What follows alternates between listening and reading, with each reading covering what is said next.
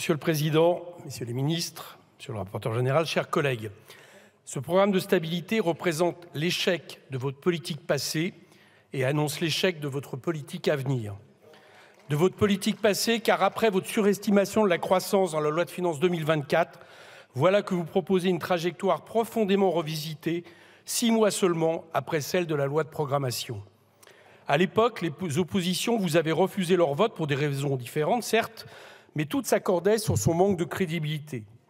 Manque de crédibilité, c'est d'ailleurs le terme utilisé par le Haut Commissariat des finances publiques, un terme à la réflexion plus fort qu'insincérité, car il marque votre incapacité à atteindre vos propres objectifs et à anticiper ou à refuser d'anticiper sur une conjoncture économique pourtant largement annoncée, y compris dans ces murs. Mais plus encore, c'est pour moi la logique que vous poursuivez qui a toujours moins de crédibilité. Non, il n'est pas crédible de tabler votre budget 2024 sur 1% de croissance. Aucun organisme ne voit la France à plus de 0,8. Pire, les annulations de crédits dans une période de reflux de l'activité économique auront un effet récessif sur lequel s'accorde tant le Haut Commissariat des finances publiques que l'OFCE, qui l'estime à moins 0,2 points de PIB en 2024. Notons, non, il n'est pas crédible non plus d'annoncer passer d'un très optimiste 5,1% fin 2024 à 2,9% de déficit en 2027, même pour rassurer Bruxelles après les nouvelles contraintes décidées pour forcer les pays de la zone euro à renforcer la doxa austéritaire. Mais qu'importe au fond, ce n'est pas tant ce chiffre qu'il faut scruter, mais le chemin pour y parvenir. La règle d'or, comme la dette, vous servent de prétexte pour baisser les dépenses publiques et attaquer notre système de protection sociale.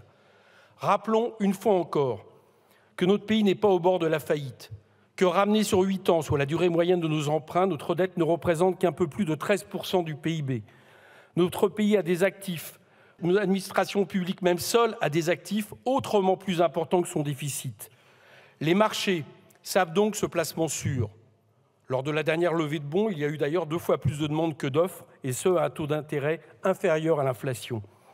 Certes, la charge de la dette s'accroît, mais en PIB, elle passera de 1,7% seulement à 2,7% au grand maximum en 2027. Bref, il n'y a pas de péril en la demeure. S'il serait nécessaire de ne plus laisser la dette aux mains du marché, comme ce fut fait pour la dette Covid, elle est surtout un épouvantail dont vous vous servez pour justifier votre politique. Venons-en donc à celle-ci, car ici, comme partout en Europe, elle nous emmène dans le mur. Même les plus lucides des partisans du système le disent. Écoutez Draghi, à défaut du président de la Commission des finances. Je cite « Notre organisation, notre processus de décision et nos financements sont conçus pour le monde d'hier et de le décrire. L'approche que nous avons prise de la compétitivité a été de baisser les coûts salariaux les uns par rapport aux autres avec une politique budgétaire procyclique. Cela a eu pour effet d'affaiblir nos demandes domestiques et de saper notre modèle social. C'est ainsi que l'ancien directeur de la BCE s'exprime car il est inquiet de voir l'Europe décrocher par rapport aux autres blocs économiques, notamment les États-Unis. Cet état des lieux conduit à des débats sur le retour du carcan austéritaire, même en Allemagne. Cette politique n'affaiblit pas seulement les pays européens dans la concurrence internationale, elle ne répond surtout pas aux besoins des populations et, pire, va les aggraver. À force de couper dans la dépense publique, les effets sont désastreux pour notre modèle social et nos services publics. Vous affirmez avoir brisé le chômage de masse, l'INSEE annonce l'inverse pour fin 2024. Et à quel prix ? Je rappelle qu'environ 1 million de personnes sont considérées comme des travailleurs pauvres, tandis que les CDI refluent. Et vous prévoyez en plus de dégrader la situation de ceux qui ont le moins. Après avoir attaqué le système de retraite, c'est encore le tour de l'assurance chômage. Et en plus, en vous attaquant à ces revenus, vous allez affaiblir la consommation populaire.